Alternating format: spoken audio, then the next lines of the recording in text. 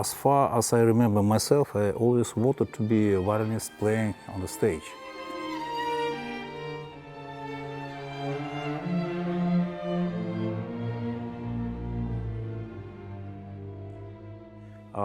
I don't know, it's nothing to do with the arrogance,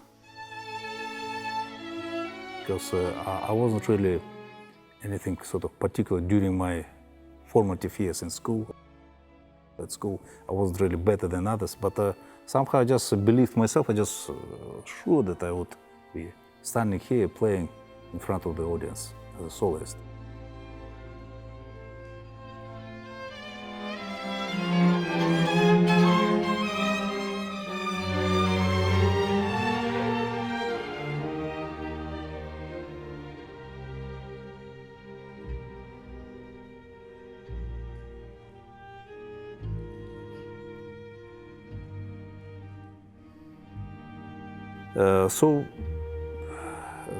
Probably something to do with the karma, I don't know. It's a total sort of, belief and dedication, of course, because I worked very hard for it, and I had a reputation to be kind of really someone practicing with fanatism, somebody who's constantly kind of practicing and not having friends at school.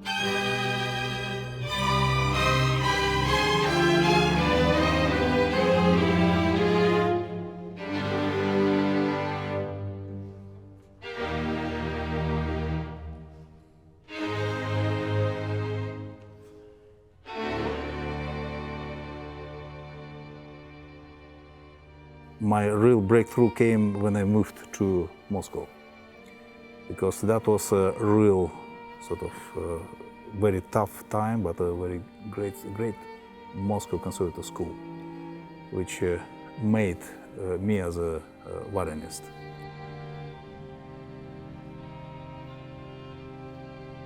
It just happened to be that I met an English girl who came to my concert, and she liked my playing. And then I remember we were traveling after the concert. She just simply asked me, "Do you want to be my boyfriend?" And I was so shocked that I said yes. And that was the beginning of my career in England.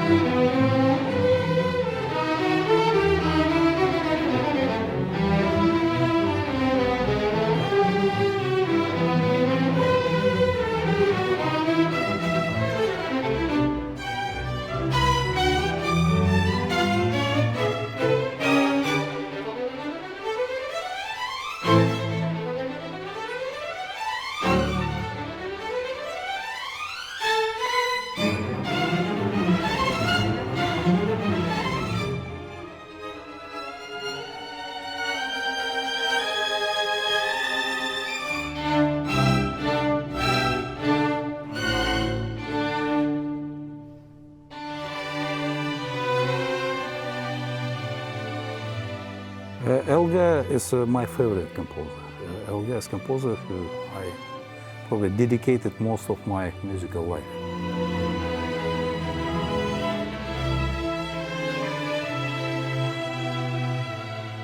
For me, it's the most beautiful and the most powerful, the most spiritual work. That's why probably I was, while kind of being still kind of kid, I just couldn't stop listening to this recording of Elgar Concerto by Heifetz. That was my recording on the tape, which was nearly kind of broken because I was listening to it all the time. That was the beginning of my love to Elgar's music.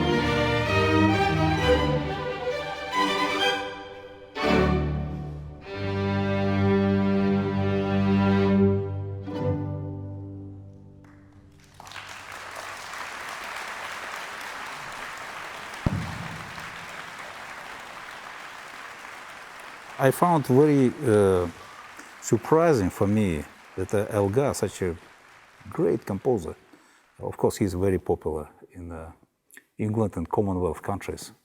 Yes, he's not very popular in many other countries, including here in India. And I think this is a great opportunity for me as a specialist in this music to show the beauty of this music.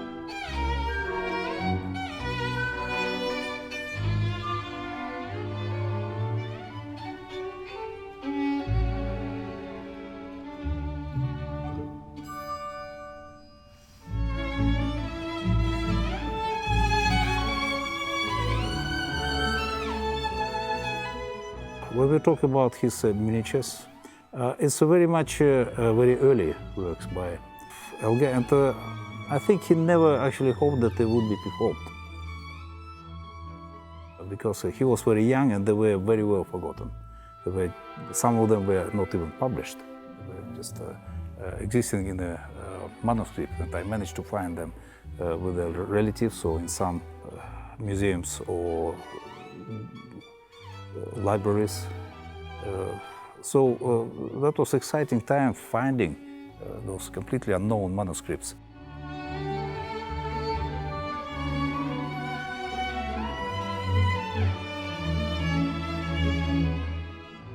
Right now, I do think that those pieces, they only get better with the treatment which we are doing with the playing with the orchestra, because young Elgar, he didn't even think about orchestrating it, because he didn't have for that any opportunity. He didn't have a good orchestra in Worcestershire.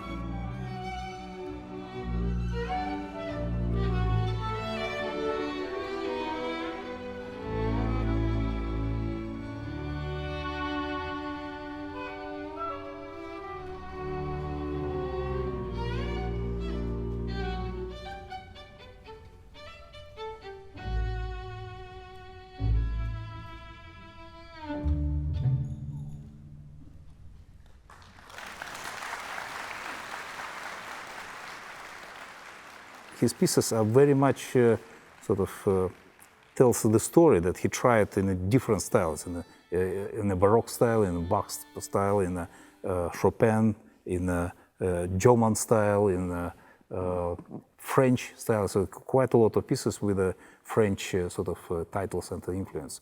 So he was very much trying to find his credo. And the credo he found probably the most known in his violin concerto. The main theme, which he said that's his main credo, the credo of his life. That's why his very last piece, Adieu, is based on that theme. And that's the very last piece which he's written.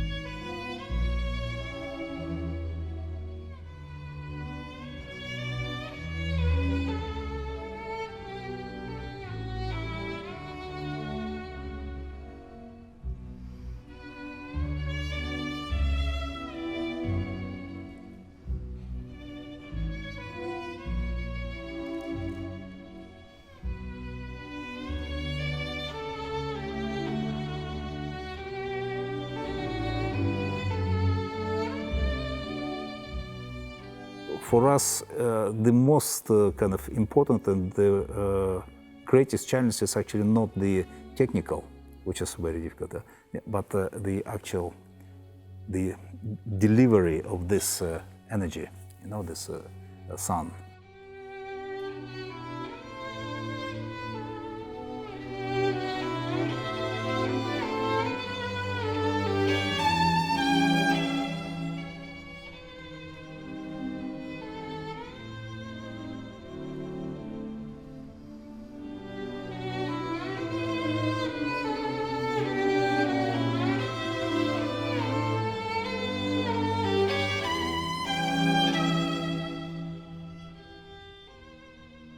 And pieces like, for example, Adieu, I feel maybe more deep now than I used to do, 30 years ago.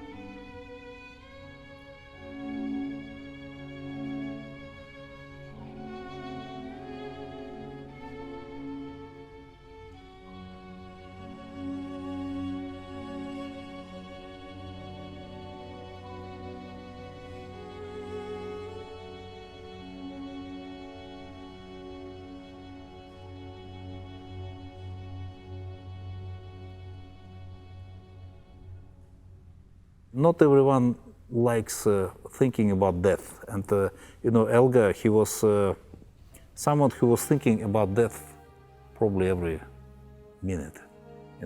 His whole manner, and I do think he was a real sort of bipolar. Through his playing, even you can see that he never stood on the same place. He always goes fast, slow, fast, slow. Huge accelerando, huge crescendo, big diminuendo. Everything is exaggerated, and his mood was also exaggerated.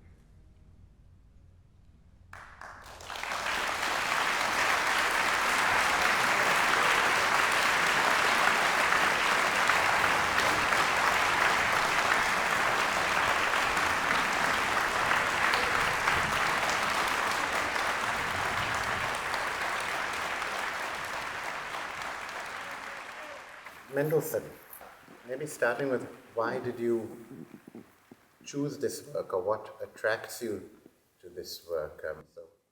Well, you know, octet is a very well known for incredibly difficult challenge. If you hear recordings by really good players, you find lots of flaws for it. I never found a perfect recording of it.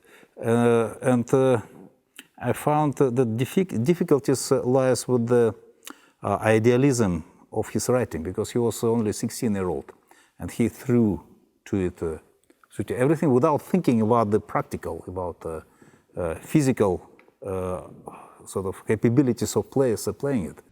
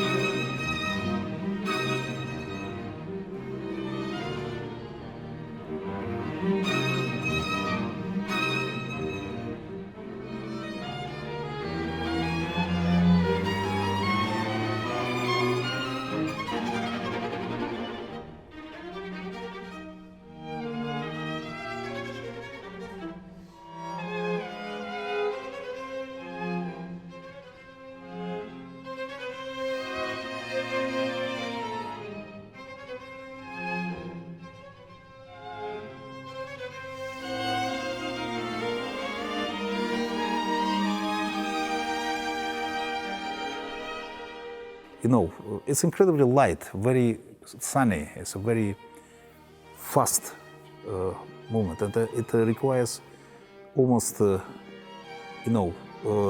sixth sense sort of relationship between music players.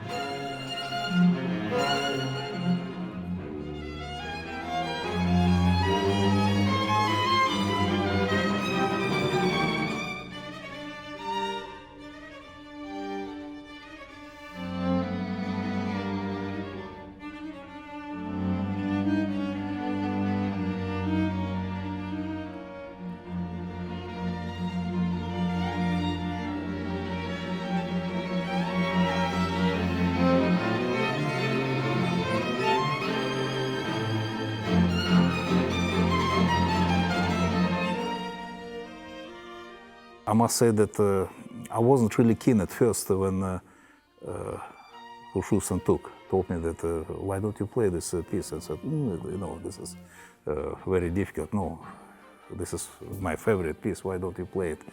So I said, okay. So I started working, and then I understood that actually you don't have to have the big name players. I found the advantage of playing with the musicians with whom I am playing for years and years. With some of them I work since last century. Yes, so they are good musicians, but also I had to choose players who's got incredibly dexterity in playing, because this piece needs incredibly sort of fast moving fingers, incredible coordination, because 16-year-old Mendelssohn, he was just simply writing a piece how he felt it. And it's a genius piece, but to play it as he thought, it requires play without a compromise. So that's why it's very, very difficult to find players who would breathe on the same sort of wave.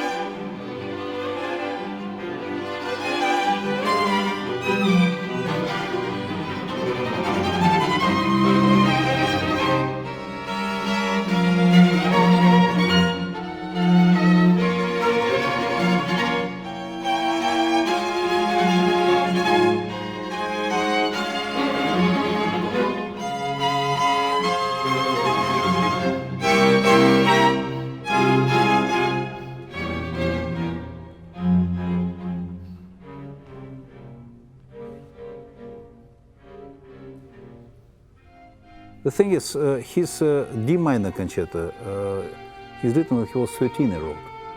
So he's a Mozart type sort of wunderkind, prodigy. Then he's written at the age of 15 the double concerto and 16 the septet.